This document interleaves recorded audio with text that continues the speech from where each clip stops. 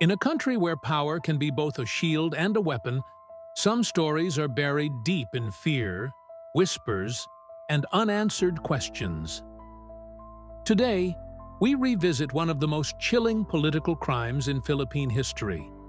A case that shook the nation, entangled the highest levels of government, and left two men silenced forever. This is the Dacer-Corbito double murder case.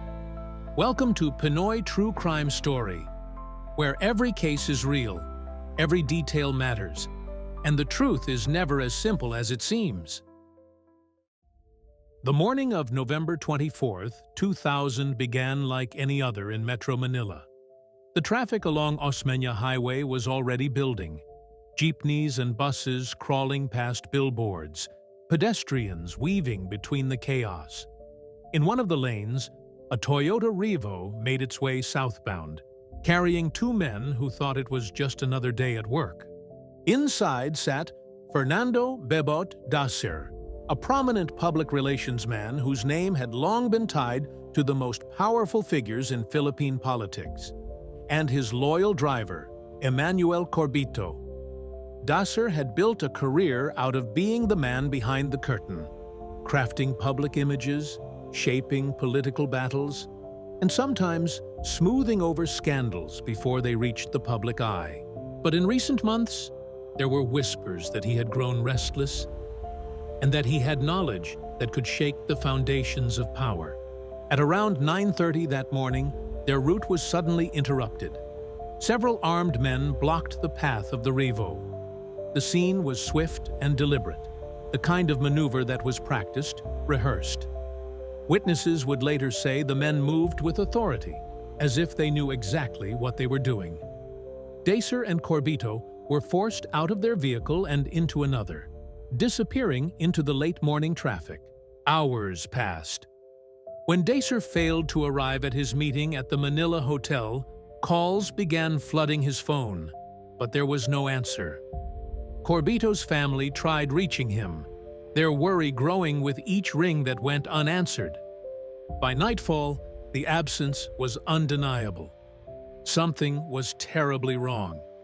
3 days later, in a quiet area of Indang, Cavite, residents noticed a strange smell drifting from a creek. When investigators arrived, they found a scene almost too horrific to process.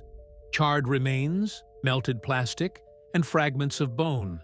The fire had been intense, consuming almost everything, but enough evidence was left to identify the victims, Fernando Dacer and Emmanuel Corbito.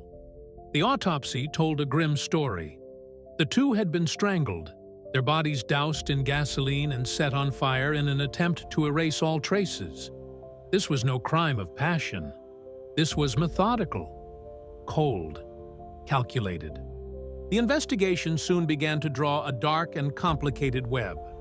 Testimonies emerged pointing to members of the Presidential Anti-Organized Crime Task Force, the PAOCTF, an elite police unit created to fight crime, but now implicated in carrying out one of the most high-profile double murders in the country's history. One name would surface repeatedly: Panfilo Ping Lacson, then Chief of the Philippine National Police and head of the PAOCTF. And in the background, looming even larger, was then President Joseph Estrada.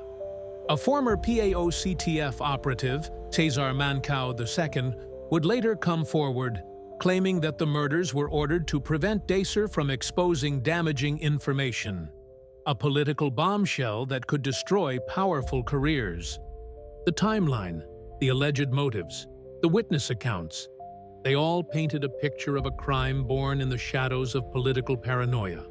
But politics in the Philippines has a way of swallowing truth whole. As months turned into years, the case became entangled in legal battles, witness recantations, and accusations of politically motivated prosecutions. Some suspects fled abroad, others went silent. And while a handful of arrests were made, the alleged masterminds remained out of reach. For the families of Dacer and Corbito, the slow grind of justice was another form of torment.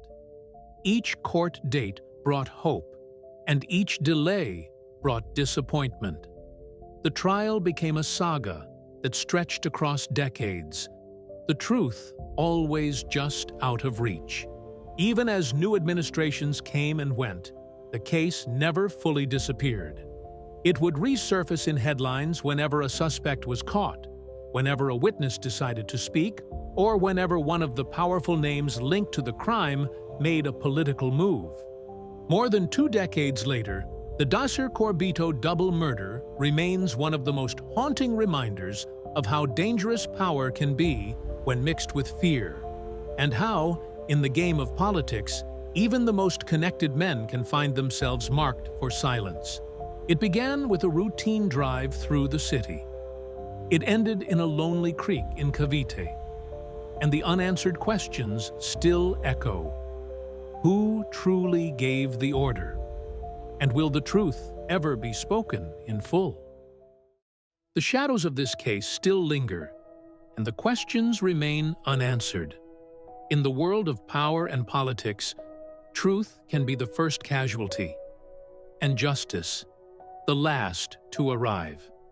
This has been Pinoy True Crime Story, bringing you the untold, the unforgettable, and the unthinkable.